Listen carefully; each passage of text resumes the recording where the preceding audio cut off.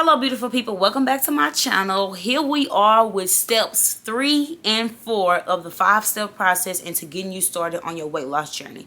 So if you haven't watched videos of step 1 and step 2, I suggest that you stop right now and go ahead and catch up, because we've been journaling, we've been having some discussion questions, we've been literally setting up a plan for you to get started ASAP.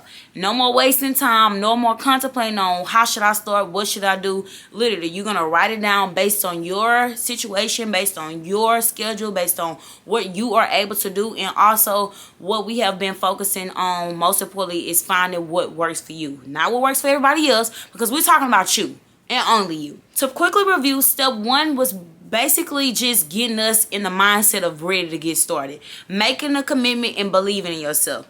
And one thing I literally just reminded myself today is that you literally have to be your own cheerleader when it comes to something that you want. On days where you don't feel like it, you got to wake up and be like, okay, I know I talk to myself all the time. Okay, Dun, let's go. It's time. Go time. Let's go get it. You want this? Go get it. And that's literally been my mindset for this long journey that I've been on. Literally just showing up for myself, even on the days when I don't feel like it, listening to my body, knowing when to take a rest and knowing when to get back to it. And that's the path that we're getting you ready to get on. Step number 2 was literally researching, finding a plan that works for you, being mindful that this plan should be sustainable. If you don't see yourself sticking to it a year from now, then it's not the plan for you. Making sure it's non-restrictive. We don't want no quick fix. We want long-term lifestyle changes. We don't want to be able to get what we want to be and then fight for our lives, withstand what we want to be, because we didn't mentally and physically make the lifestyle changes, create the new habits that we needed to keep us where we're trying to get to. Which leads me into step 3 and 4 that we're going to put together because they kind of go hand in hand. Literally, step 3 and 4 is going to focus on creating a routine. 2 things that I want to point out as we start to go over some discussion questions for 3 and 4. The first thing is you want to look at nutrition as your key to getting to where you want to be. Nutrition will literally be the main thing that gets you to where you want to be. Of course, with consistency and dedication, but I want you to think nutrition. I want you to think big about nutrition. So that's where it goes into the research that you did for finding a plan that works for you. Whatever plan that you decide to go with is going to be your key to get into where you want to be. Literally, nutrition is 80% of weight loss. I like to think of it as 95% because literally I treated myself like a science experiment. I would go to the gym and work out for hours, make sure I burned 1,000 calories, then would go home and try to eat whatever I wanted and thought that it would help me still get results. Didn't kind of happen like that. I literally had to stick to my plan, to my guide on nutrition, and literally stick to it day by day, weeks and weeks, months and months, and that's how I got to where I am today, following nutrition. And then secondly, we want to ease ourselves into exercise. One thing that I see a lot of people do, and even for myself, years back when I tried to start losing weight, I would want to go like 100% full in, all in. After I stopped playing sports in high school, I hadn't played sports. I wasn't really physical for a long time. So kind of trying to throw myself into working out 4 or 5 days a week when I wasn't used to working out 4 or 5 days a week is literally like filling your car up with gas and letting it run all night and then thinking when you wake up in the morning you still gonna have some gas. It's gonna run out. Like the gas won't still be there. So I want you to always think about easing yourself into this process, taking small steps so that we can get to that bigger goal. So the first thing we're gonna focus on is nutrition. Go ahead and get your pen and pad out. Wherever you have been writing down your discussion questions, wherever you have been journaling about the steps that we've been going through, I want you to pull it out because I'm about to guide you through your nutrition. So first things first, at this point you should have researched a couple of options, and after we go over steps 3 and 4, it's going to kind of help you also narrow down a little bit more if which option works best for you. So the first thing I want you to do is take a moment, and after I say this, I want you to pause the video and write it before we continue on. I want you to take a moment and write down what a day of eating looks like for you. Literally, do not leave nothing out.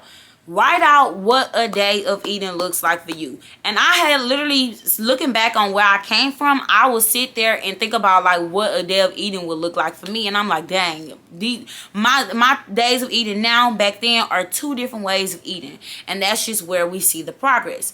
So when you write down what a day of eating looks like for you from the moment you wake up, from all the snacks at nighttime, because I know I like to snack at night. So if you have like those nighttime snacks, I want you to literally write it out. And if you can't think of everything you ate yesterday, do it today. Literally take a list and write down everything that you ate today. And then we're gonna analyze it. So once we've written down everything that we ate today, or what a day of eating looks like for you, we're going to keep in mind of the plan that we decided to choose, or even if you have a couple of options that you kind of debating on, keep in mind those. You've done your research to see like, what does this consist of? What does this lifestyle change consist of? What I'm going to go with. And I want you to write down 3 to 5 things that you want to change about your days of eating. So if for example, if you know that like within a day, I remember one summer I would literally drink like 5 Cokes a day. 5, y'all. I kid y'all not. Y'all know I'm straight to the point. I would drink about 5 Cokes a day. So one change that I would say is I want to minimize the amount of soda that I drink. So like I said, we don't want it super duper restrictive. We're not trying to go cold turkey. So I'm not going to write out I want to completely stop drinking soda. My first step is going to say I want to minimize my soda. If say for instance you eat fried food maybe 3 times a day, and the lifestyle change that you chose is picking healthier options, so maybe you could say I want to also minimize the fried foods that I eat a day. So once you have those 3 to 5 points that you would like to change, we want to pick one of those points. I actually want you to write them down 1 through 5. You could pick any one between 1 through 5 and pick one to start with. I want you to only focus on one, and if whatever one you decide to focus on, that's what we're going to start with. And then you're going to take each week, once you figure out the point that you decide to go with, write down what does this look like change. Like if you figure out what, say for instance you say I want to minimize soda, and then okay, well how does that look? Maybe instead of me drinking 4 sodas a day, I'm only drinking 2 sodas a day, 1 at lunch and 1 before I go to bed. And so if that's what minimizing looks for you, that is going to be the small goal that we're going to go for first. So even if it takes 2 weeks for you to master that, 2 weeks for you to master only drinking 2 sodas a day, once you master that, you're going to cross that one off the list, and then we're going to move on to the next one. That way you can see your progress over time. Most times we try to tackle everything all at once, and sometimes that's not the best approach. You want to take everything little by little, step by step. And so before you know it, if you taking each change that you want to make, crossing them out one by one, before you know it, all 5 will be crossed out. And then now it's time to go back to the drawing board and see what else we can change, see what else we can modify to make us that healthier version, that better version of ourselves that we talked about in step 1. Now the second thing that we're going to talk about is exercise, easing into exercise, which is step 4. When I first started my journey, I only worked out twice a week. And let me tell y'all what my workout was. My workout was 5-minute walk on the treadmill, 25 jumping jacks, 25 squats, 25 crunches for 4 rounds. And once I finished that, I was out the door. Like I said, I made sure that nutrition was my main focus. Exercise was something that I wanted to ease into. I was 311 pounds. It was no way I was going to get up in there and try to run a mile. I never doubted myself that eventually I could run a mile. But one thing that we have to realize is we have to meet ourselves where we are. We have to realize what we can do and expound on that. Like if you know you love to walk, or you know you like to cycle, or you know you like to go to a dance class, that can be your form of exercise. You don't have to overcomplicate it. You don't have to compare yourself to other people you see and say, okay, well maybe I need to be doing that type of exercise. Eventually you can start to do those type of exercises, but you want to ease into that, because remember, we're thinking about that gas tank. We don't want our truck to go on E before we even really get into hitting our goals or getting into the field of actually creating a habit. So the first thing I want you to do is take out a calendar. If you like to use calendar, I know I like to use whiteboards. I like to write it out on my wall. And I want you to map out Monday through Sunday, a 7-day week. And I want you to put everything that you have planned for that week. Whether it's, okay, I have to go drop my kids off at this time, or after I drop my kids off, I have a meeting on Friday at 4 o'clock.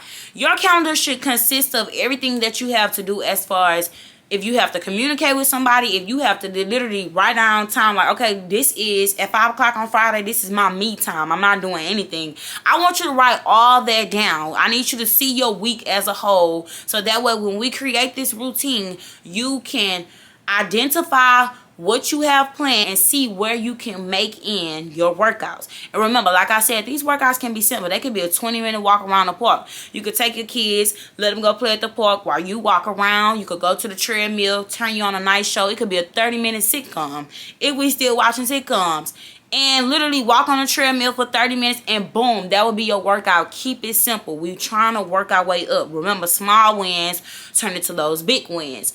So once you have your 7-day week planned out, I want you to pick 2 to 3 days. It could be even be 2 days. 2 days at the minimum where you plan for your workout.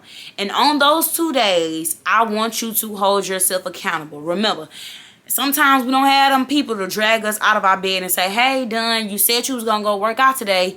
Did you go work out? So if you know that you... Remember, we being our own cheerleader. We being our own accountability partner. On those days, you need to make sure that you know on those days, I can go work out. It won't be nothing standing in my way. And that which leads me into the next tip is realizing what barriers that you might have throughout the week that could potentially stop you from working out. So I know for me, if I don't wake up at a certain time, I'm not going to work out. Or if I do make it to go work out, my whole workout would just be all the way off because it's not at the time that I schedule. I'm a very, very time person. I work out at 4:30 Monday through Thursday, Saturday in the morning. In the morning when it's time for me to do my cardio, I'm doing it I try to get to the gym 9:15. If I get to the gym anytime later than that, I'm going to do it. I'm going to get it done. But 9 times out of 10, my energy is not going to be where I wanted it to be. But I'm going to still show up. So I know that one of my barriers is making sure that I wake up on time. Once we have those barriers written down, we can identify them and find a way to make it work. So one thing is, once you recognize your barriers, you realize that, okay, how can I work around them? So write down about 5 to 6 barriers that you may run into, and write down a way that each barrier should have a way of how can I work around this. That's what question I want you to ask. How can I work around this? So I know that was a lot, but I'm going to leave all the discussion questions in below, and then we're going to lead into step 5, which is literally going to seal the deal. I appreciate y'all for following along. I hope these videos are being very helpful with getting you started on your journey. And with that being said, y'all already know the drill. We're going to be heading into step 5. Come back and mess with your girl. Peace out.